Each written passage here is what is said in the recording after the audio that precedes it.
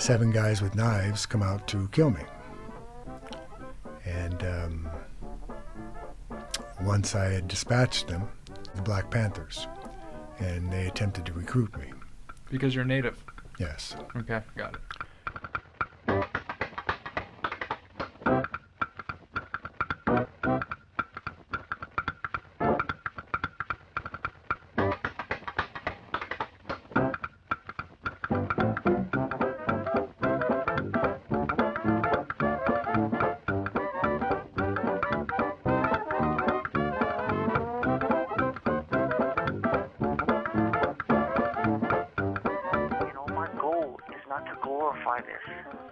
My goal is to give you a glimpse of what really happens behind these walls, because it's not like everyone thinks. It's extreme violence, and you know, that just, I want the kids out there to know that this isn't a glamorous lifestyle. So here's a story for you. In 2013, I was in DVI. DVI, for those of you that don't know, is Tracy. And due to a few incidents, the cops thought I was shot calling for the Wolfpack. So they transferred me to San Quentin. When I got to San Quentin, I was put in the adjustment center. For those of you that don't know, the adjustment center is Death Row Shoe. I was down there with so many dudes, Stomper, Eskimo from Tonerville, Bouncer, BJ. BJ was on Gangland, so was Pokey. You know, I was down there with some high-power dudes. Well, lo and behold, I go to ICC. ICC is called Initial Case Conference with the warden, the lieutenant, and everybody. And the lieutenant's like, look, man, I'm going to kick you out. I'm going to send you out here to Alpine, and you better keep your hands to yourself, because I'm not going to put up with none of your stuff. And I look him in the face, and I tell him, okay, bud, I got you, you know, I'll behave myself. So I get kicked out. I go to the cell in Alpine, and I got a white dude as a cellie, and I tell him, look, man, just stay on your bunk. I'm not going to be here long. Like, you know, I'm out of here. And I can tell this dude's scared, like he doesn't want no problems. He's like, okay, bro, just, you know, don't involve me in it. I told him, man, just sit down, dude. I got this. So I take a razor blade. I take 5 razor blades, and I melt them on a toothbrush. And I get word back that there's a chomo at the end of the tier. Now, this chomo is not just any chomo. His name is Dyke Clyde DeWitt. AU0084. Look him up.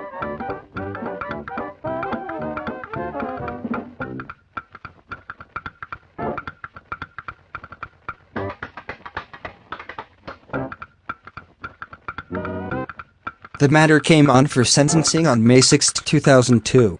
Initially, defense counsel requested a continuance so he could further review the probation report, which had incorporated by reference several lengthy law enforcement investigative reports regarding the matter. Defense counsel stated defendant desired appointment of substitute counsel to prepare a motion to withdraw his plea.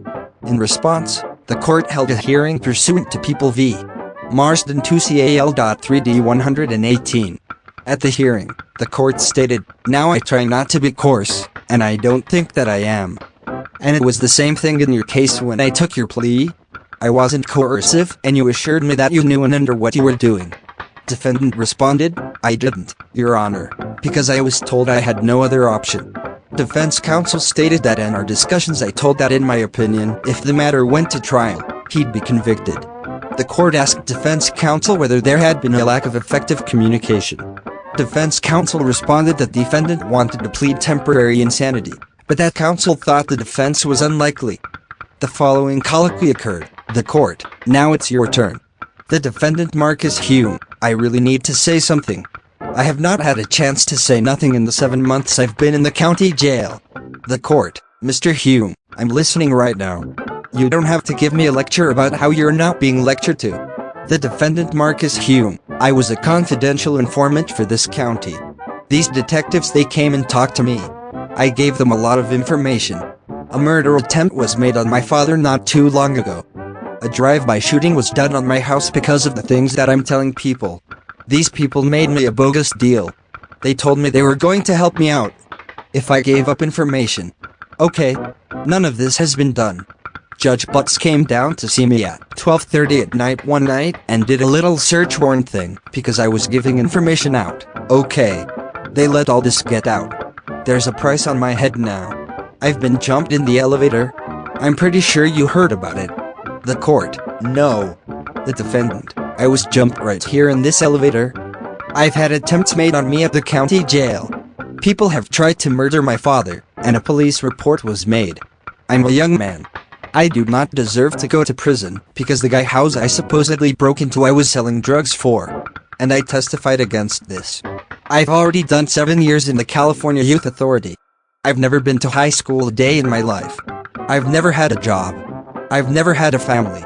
I think I deserve a chance here. The court, what's that got to do with your withdrawing your plea? The defendant, because they're trying to pressure me into something that's going to ruin my life. From the start of this I told him I don't want to go to prison, and I'm not going to take a deal for prison. They have pressured me into this. They've come to see me twice in the 7 months that I've been here. The court, Mr. McMillan, you're talking about the defendant. Yes. Twice at the county jail. Twice. That's it. And each time they're telling me you're going to lose. You're going to go to prison.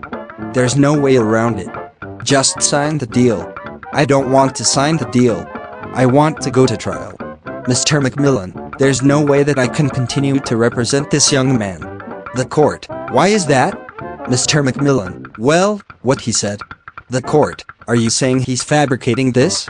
Mr. McMillan, no, I'm not saying he's fabricating. But he feels so strongly about his representation with me, and I'm not going to sit here and contradict him on every matter. I'm not here to justify my actions. He is a young man who is facing some serious charges. He's ineligible for probation.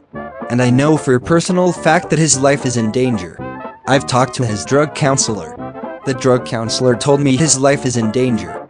The investigative reports attached to the probation report, which defense counsel had not had an opportunity to review in detail prior to the Marsden hearing, provided factual support for several of the statements defendant made during that hearing.